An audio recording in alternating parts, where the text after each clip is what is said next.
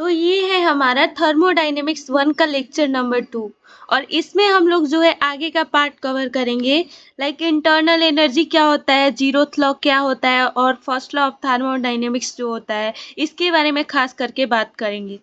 सबसे पहले internal energy को हम लोग जनरली जो है डेल यू से या कहीं कहीं जो होते हैं बुक्स में नोट्स में डेल ई से भी रिप्रेजेंट करते हैं, यू या ई से। तो यहाँ पे internal energy represent the total energy content with in the system, that is kinetic energy और potential energy of its constituent particle. जो इंटरनल एनर्जी होती है वो ये रिप्रेजेंट करती है कि किसी भी सिस्टम के अंदर में कितना एनर्जी कंटेन्ड है।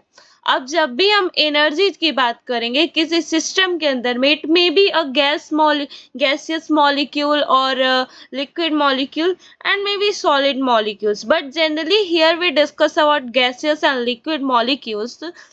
But if we talk about gaseous molecules, then we know generally having two type of energies like kinetic energy and potential energy.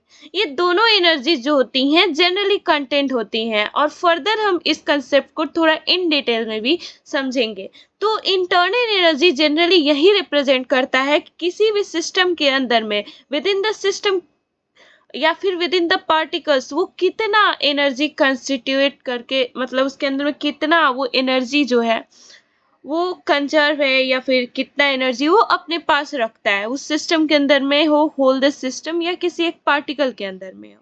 यही होता है उस पार्टिकल का या फिर उस मॉलिक्यूल का या फिर उस सिस्टम का internal energy. So I hope you can understand कि internal energy represent the total energies contained within the system, that is kinetic energy or potential energy of its constituent particle।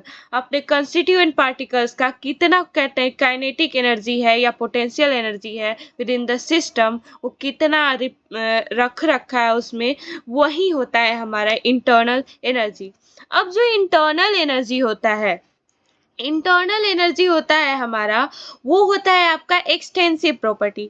अब भाई ये internal energy extensive property कैसे है, तो ये देख सकते हैं क्योंकि एज वी नो हमने पिछले लेक्चर में डिस्कस किया था कि एक्सटेंसिव इंटेंसिव प्रॉपर्टीज होती क्या है। एक्सटेंसिव प्रॉपर्टीज जो कि अमाउंट ऑफ मैटर पे डिपेंड करती है लाइक फोर्स, मास, वॉल्यूम, और जो नहीं डिपेंड करती है अमाउंट ऑफ मैटर पे लाइक डेंसिटी हमारा हो गया, कंडक्टिविटी हो गया, प्रेशर हो गया, टेम्परेचर हो गया, तो उन्हें हम लोग बोल देते हैं इंटेंसिव प्रॉपर्टी। बट जो इंटरनल एनर्जी है वो अमाउंट ऑफ मैटर पे डिपेंडिंग है, so that's why it is said to be what extensive property. और इंटरनल एनर्जी के पास क्या है, एक्सटेंसिव प्रॉपर्टी। इस तरीके से भी कर सकते हैं। अब ये एक्सटेंसिव कैसे, अगर हम इसको समझे तो जैसे कि हमारा कोई भी अगर मैटर है, मैटर जो है अगर मैटर का अमाउंट चेंज करेंगे या कम मतलब चेंज करने का मतलब है कि वहां पे हो सकता है कि वो ज्यादा हो कम हो, ज्यादा मैटर करेंगे तो ज्यादा नंबर ऑफ पार्टिकल्स बढ़ेंगे और ज्यादा नंबर ऑफ पार्टिकल्स बढ़ेंगे तो इंडिविजुअल मॉलिक्यूल की पोटेंशियल और काइनेटिक एनर्जी भी बढ़ेगी। तो वैसे ही एनर्जी में चेंज आएगा, हो सकता है ज्यादा हो जाए ज्यादा मैटर करने से और कम करने से कम हो जाए, तो इसलिए एक्सटेंसिव प्रॉपर्टी है। आई होप ये कंसेप्ट बिल्कुल ही क्लियर होगा सीसी। तो चलिए हम लोग चलते हैं इसके फर्दर अदर पॉइंट्स के ऊपर। तो हम जब इसके अदर पॉइंट्स पे जाएंगे, internal energy is a state function, its change depend upon initial and final path, but it is independent of the path। अब देखिए थोड़ा सा कंफ्यूजिंग होगा स्टार्टिंग में, लेकिन ये बिल्कुल भी कंफ्यूजन क्रिएट नहीं करेगा। कैसे? इंटरनल एनर्जी एक स्टेट फंक्शन है और स्टेट फंक्शन का मतलब ये होता है कि वो जो होता है फाइनल या फिर इनिशियल पोजीशन के ऊपर डिपेंड करता है। उसका फाइनली वो पाथ में गया तो फाइनली कहाँ तक गया, एंड इनिशियली यानी कि स्टार्ट कहाँ से हुआ था, बस उसके उस पोजीशन पे, उसके उस चेंज पे डिपेंड करता है, not with in the path. तो ये स्टेटमेंट वही कह रहा है, internal energy of a state function means it's change depend upon its initial and final path generally हम अगर इसे पोजीशन लिखते तो और बेटर होगा, तो कोई बात नहीं, लिख देते हैं, but independent of the path. अब जो ये हमारा इंटरनल एनर्जी है ना, इंटरनल एनर्जी डिपेंड करता है, डिपेंड नहीं, ये फर्स्ट लॉ से रिलेट करता है। अब इंटरनल एनर्जी फर्स्ट लॉ से कैसे रिलेट करता है, फर्दर जब हम फर्स्ट लॉ ऑफ थर्मोडायनेमिक्स की बात करेंगे तो internal energy heat and work done का रिलेशन निकल के आता है। That is here you can see U is equal to Q plus W, means internal energy is equal to heat plus में इंथैल्पी का जो इंथैल्पी बोल रहे हैं, हीट एंड वर्क डन का रिलेशन है, यही है हमारा फर्स्ट लॉ ऑफ थर्मोडायनेमिक्स। और ये रिलेट करता है इंटरनल एनर्जी, इससे आप इस इक्वेशन के थ्रू समझ सकते हैं। अब हम बात करेंगे, अगर एग्जाम्पल लें कि ये स्टेट फंक्शन है, तो स्टेट फंक्शन कैसे इंटरनल एनर्जी, इसके लिए हम एक प्यारा सा एग्जाम्पल लेते हैं, melting of ice. Melting of ice जब भी हम बात करें तो आइस जो मेल्ट होता है हमारा रूम टेम्परेचर पे भी, अगर वो समर का मौसम हो तो ऐसे मेल्ट हो जाता है ना जनरली, या फिर कैसे भी रूम टेम्परेचर पे आप लाओगे तो मेल्ट होगा, बिकॉज आइस जो होता है 0 डिग्री टेम्परेचर पे रहता है। फर्दर उससे अगर इनहेंस होगा तो वो ऑब्वियस सी बात है, हो जाएगा। लेकिन जब वो मेल्ट हो रहा था तो उसके अंदर में उसके टेम्परेचर का क्या कुछ चेंजेस आ रहा है, यही तो समझना पड़ता है। जो फर्स्ट में है कि वहां पे जब वो मेल्ट हो गया तब आपको दिख रहा है कि हाँ मेल्ट हो गया, उसके विद इन का इंटरमीडिएट क्या है, कैसे है, ये थोड़ा सा अजीब सा कंसेप्ट बन जाता है। तो जो हमारा आइस का मेल्टिंग है वो पहले उसका नहीं समझ आता, लेकिन वो जब मेल्ट कर जाता है तो मेल्ट करके उसका अपना अलग टेम्परेचर हो गया। अब मेल्ट करने से पहले उसका अपना टेम्परेचर था, विद इन इट क्या टेम्परेचर था, क्या रिलेशन था। तो यहाँ पे इंटरनल एनर्जी की जो कंसेप्ट है वो बेटर तरीके से एक्सप्लेन होती है। बेटर तरीके से कैसे एक्सप्लेन होती है, अब देखिए ये हमारा हो गया आइस, ठीक है, ये आइस क्यूब है,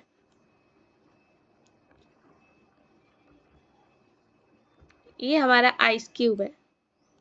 अब ये आइस क्यूब जो है हमारा यहाँ पे अगर डाल दिए हम किसी कंटेनर के अंदर में तो मेल्ट होके ऐसे हमारा वाटर बन गया। अब ये बन गया आइस से वाटर, लेकिन इसके टेम्परेचर में with in this process changes observable हैं, जेनुअली तो नहीं।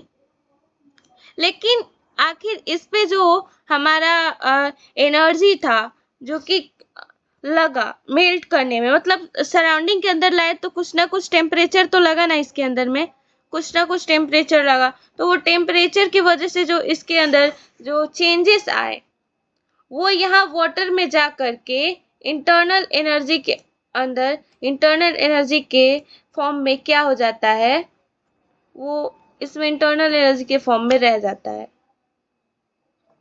तो मेल्ट हुआ तो इंटरनल एनर्जी के फॉर्म में उस वाटर बॉडी के अंदर आ गया, एंड जब वो वापस से आइस कंडेंस किया जाएगा, वापस से फ्रीज किया जाएगा, तो वही एनर्जी रिलीज होके आइस क्यूब के फॉर्म में यहाँ फॉर्म हो जाएगी।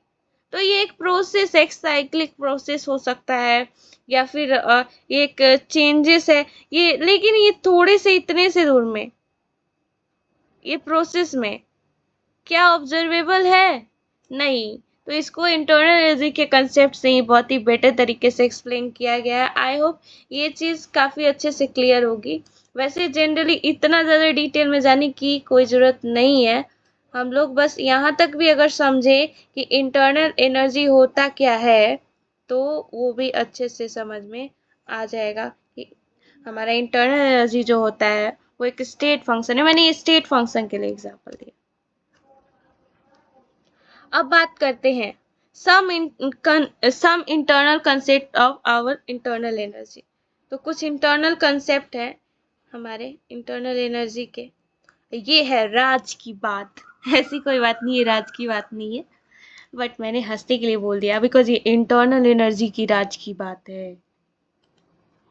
तो चलिए करते हैं। According to molecular theory, randomness in any molecule, matter, particle, atom is due to kinetic energy of an individual molecule. जो हमारा रैंडमनेस होता है किसी भी सिस्टम के अंदर में, जो मॉलिक्यूल के अंदर, वो किसकी वजह से होता है? मॉलिक्यूलर थ्योरी के अकॉर्डिंग वो हमारे काइनेटिक एनर्जीज की वजह से होता है। वो इधर उधर डायरेक्शन में मूव करता रहता है काइनेटिक एनर्जी की वजह से। तो टोटल इंटरनल काइनेटिक एनर्जी को यहाँ पे माना जाएगा कि total internal kinetic energy is equal to sum of individual kinetic energy. क्योंकि हम यहाँ पे डिफाइन करेंगे ना हमारा इंटरनल एनर्जी क्या है, और इंटरनल एनर्जी का एक ये भी पार्ट है हमारा काइनेटिक एनर्जी। जब हम बात करते हैं मॉलिक्यूलर थ्योरी के अकॉर्डिंग ही कि इंटरेक्शन जो है पार्टिकल में वो किसकी वजह से होता है, तो पोटेंशियल एनर्जी की वजह से होता है। और पोटेंशियल एनर्जीज के एक एक मॉलिक्यूल के वजह से, इंडिविजुअल मॉलिक्यूल के वजह से हमारा यहाँ पे इंटरेक्शन शो होता है। अब इंटरेक्शन शो होता है तो इसलिए हम लोग इसको क्या कर लेते हैं कि total internal potential energy is equal to sum of individual potential energy, like this. ठीक है, यहां तक आई थिंक कंसेप्ट क्लियर होगा। तो चलिए अब हम लोग जो नेक्स्ट है हमारा, तब क्या हो जाएगा, टोटल इंटरनल एनर्जी क्या हो जाएगा। मॉलिक्यूल्स के अंदर रैंडमनेस इसके वजह से आता है, काइनेटिक एनर्जी की वजह से, एंड हमारा जो है इंटरेक्शन पोटेंशियल एनर्जी की वजह से। तो टोटल इंटरनल एनर्जी हमारा क्या हो गया, काइनेटिक एनर्जी प्लस में पोटेंशियल एनर्जी। आई होप यहाँ तक बहुत अच्छे से सीसी होगा, कंसेप्ट क्लियर होगा ना। अब ये जो 3 वे में हम लोग चेंज कर सकते हैं इंटरनल एनर्जी के कंसेप्ट पे बात करें, तो इंटरनल एनर्जी को कितने तरीके से चेंज किया जा सकता है। किसी भी सिस्टम के इंटरनल एनर्जी को अगर सिंपल सी भाषा में बात करें तो कैसे चेंज किया जा सकता है, तो इसके 3 तरीके हैं, इसके 3 मेथड्स है, 3 वे हैं। और वो क्या है, तो इसकी भी बात कर लेते हैं कि वो 3 वे क्या है। यहाँ पे थोड़ा सा देख सकते हैं, इसका कलर चेंज है, इसको सही कर लेते हैं।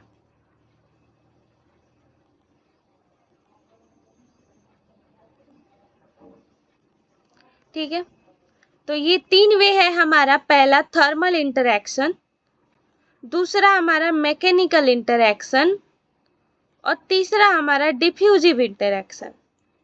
जब बात करते हैं थर्मल इंटरैक्शन की, तो थर्मल इंटरैक्शन हमारा होता है किसके वजह से, हीट के एक्सचेंज की वजह से। जहां भी थर्मल की बात होती है, मैंने पहले भी बोल रखा है कि वहां पे टेम्परेचर आता है। तो यहाँ पे हीट के एक्सचेंज की वजह से अगर इंटरनल एनर्जी में चेंज आए तो वो किस टाइप के चेंज की वजह से है, किस टाइप के इंटरेक्शन की वजह से है, क्या मेथड था भाई, थर्मल इंटरेक्शन था। अगर वर्क डन हो सिस्टम के ऊपर, वो हो सकता है कि प्रेशर के थ्रू ही हो, तो वो हमारा मैकेनिकल इंटरेक्शन के अंदर आएगा। और वहीं अगर मैटर का एक्सचेंज आ जाए तो वो हमारा डिफ्यूजिव इंटरेक्शन के अंदर आएगा। तो यही 3 वे है जनरली हमारे, thermal interaction, mechanical interaction and diffusive interaction. अब हम बात करेंगे फर्स्ट लॉ ऑफ थर्मोडायनेमिक्स की। तो फर्स्ट लॉ ऑफ थर्मोडायनेमिक्स क्या होता है, when a amount of heat is given to the system, then some amount of heat is spent in work done and some amount of heat stored in the form of internal energy or to maintain its internal energy। तो first law of thermodynamics हमारा यही कहता है कि अगर हम कुछ amount of heat दें कहाँ पे, अगर किसी सिस्टम के अंदर, तो वो हमारा 2 जगहों पे एक्सपेंड हो जाता है। एक तो इंटरनल एनर्जीज के अंदर स्टोर हो जाता है, या तो उसको मेंटेन करता है। तो वो जैसे कि इंटरनल एनर्जी और एब्जॉर्ब होना, ऑब्जॉर्ब होना, तो ये सारी चीजें यहाँ पे थोड़ी रहती हैं। और दूसरा वर्क डन, काम करने में, बेचारे का हीट खर्च हो जाता है और दूसरा इंटरनल एनर्जी में। इस वजह से यहाँ पे हम लोग इक्वेशन बना लेते हैं। इक्वेशन क्या है, Q is equal to work done plus में internal energy, heat is equal to work done plus में इंटरनल एनर्जी। और इसको हम लोग ऐसे भी लिख सकते हैं। अब चलिए यहाँ पे थोड़ा सा पेंसिल वर्क करना पड़ेगा, and that is how going on. ये देख सकते हैं यहाँ पे हम लोग अगर वर्क डन का देखें तो डी डब्ल्यू is equal to p d b. हम लोग प्रेशर इंटू वॉल्यूम होता है, वर्क डन जो प्रेशर इंटू वॉल्यूम, उसको अगर छोटे से स्मॉलर टर्म्स में ले तो डी डब्ल्यू is equal to pressure into volume, इस तरीके से भी लिखा जाएगा। और अगर इक्वेशन को लिखें पूरे थर्मोडाइनमिक्स इक्वेशन को, तो वो इस तरीके से भी लिखा जा सकता है। अगर जैसे कि वहाँ पे डी डब्ल्यू is equal to p d v है ना, पी डी वी, तो यहाँ पे उस इक्वेशन को यहाँ पे पुट कर देंगे तो पी डी बी प्लस में डी यू हो जाएगा, d q is equal to p d b plus में डी यू। और जब तक ये जो कंसेप्ट था ना हमारा नहीं आया था, जब तक ये हमारा कंसेप्ट नहीं आया था थर्मोडाइनेमिक्स का, जो कि एवं में हम लोगों ने पढ़ा कि हीट इज इक्वल टू में इंटरनल एनर्जी प्लस में वर्क डन, तब ये माना जाता था कि वर्क डन जो है वो हीट के डायरेक्टली प्रोपोर्शनल है, जब तक ये इंटरनल एनर्जी वाला कंसेप्ट नहीं आया था। तो यहाँ पे कांस्टेंट आ जाता था, that is called joule constant. इसे हम लोग जूल कांस्टेंट बोल देते थे और जिसे हम जे से रिप्रेजेंट करते थे। और इक्वेशन बन जाता था W is equal to j q. तो ये सारी चीजें क्लियर होंगी। अब हम बात करते हैं जीरोथ लॉ की। जीरोथ लॉ क्या होता है? जीरोथ लॉ जनरली यही कहता है कि कोई एक सिस्टम है, कोई एक सिस्टम है, उस सिस्टम के अंदर में कोई एक सिस्टम है, उस सिस्टम के अंदर में यहाँ पे जनरली हम लोग 3 सिस्टम लेते हैं। एक सिस्टम दूसरे सिस्टम से कनेक्टेड है और वो दोनों सिस्टम किसी तीसरे सिस्टम से कनेक्टेड है। तो उसके अंदर में उन तीनों सिस्टम के अंदर में जो टेम्परेचर होगा, जो थर्मल एनर्जी होगा, वो सेम रहेगा। बस इतनी सी बात कहता है जीरोथ लॉ। अब ये कैसे रहेगा, चलिए दिखाती हूँ कैसे रहेगा। देखिए, ये है हमारा पे सिस्टम 1 और ये है हमारा पे सिस्टम 2 और ये है हमारा पे सिस्टम 3। अगर ये कनेक्टेड है यहाँ पे एडियाबैटिक वॉल से, इसको बहुत अच्छे से समझते हैं, एडियाबैटिक वॉल से कनेक्टेड है। एडियाबैटिक वॉल क्यों लगाया हुआ है? क्योंकि हम लोग जानते हैं ना यहाँ पे हीट का एक्सचेंज नहीं होता है। अगर उससे भी कनेक्टेड है और ये डायथर्मिक वॉल से कनेक्टेड है, तो ये डायथर्मिक वॉल से कनेक्टेड है और ये एडियाबैटिक वॉल से, तो ये जो दोनों सिस्टम है, इस सिस्टम 3 के कंपैरिजन में इसके साथ ये कैसा कनेक्शन शो करते हैं? ये हमारा सेम यहाँ पे थर्मल इक्विलिब्रियम देखने में आता है। इन दोनों के अंदर सेम थर्मल इक्विलिब्रियम जो होता है मेंटेन रहता है, थर्मल एनर्जी सेम रहती है, यानी कि टेम्परेचर सेम होता है। वहीं पे अगर हम इस एडियाबैटिक वॉल को रिमूव कर देते हैं, इस एडियाबैटिक वॉल को रिमूव कर देते हैं, तो रिमूव करने के बाद भी हमारा जो टेम्परेचर होता है, थर्मल एनर्जी होता है, वो सिस्टम 1 का हो, सिस्टम 2 का हो, सिस्टम 3 का हो, तीनों का सेम हो जाता है। और यही ऑब्जर्व किया गया है। और हमारा यही बात जो होता है जीरोथ लॉ बता देता है। यहाँ पे देख सकते हैं System 1, System 2 connected with adiabatic wall. These both systems are connected with third system by diathermic wall. Then, through observation, if we replace adiabatic wall from system 1 and then to these three system, these two system with three system are come under thermal equilibrium, and these three systems have a temperature remains constant and same. बस इतनी सी बात है। इसमें main concept क्या है कि जब हम किसी भी सिस्टम को डायथर्मिक वॉल से कनेक्ट करते हैं, डायथर्मिक वॉल से कनेक्ट करते हैं तो वो टेम्परेचर उसके अंदर में कांस्टेंट रहता है, थर्मल इक्विलिब्रियम मेंटेन रहता है। और वही बात यहाँ पे भी हुई है और ऐसे ये हमारा जीरोथ लॉ बन जाता है। सो आई होप यहाँ तक बातें क्लियर होंगी। फर्दर हम लोग सीपीसीबी का रिलेशन और जितना भी हमारा जूल थॉमसन इफेक्ट इन सारी चीज़ों को और डिस्कस करेंगे काफ़ी अच्छे से। और वो डेरिवेटिव पार्ट है यहाँ तक क्लियर होगी तो चैनल को लाइक कीजिएगा, सब्सक्राइब कीजिएगा। Bye bye.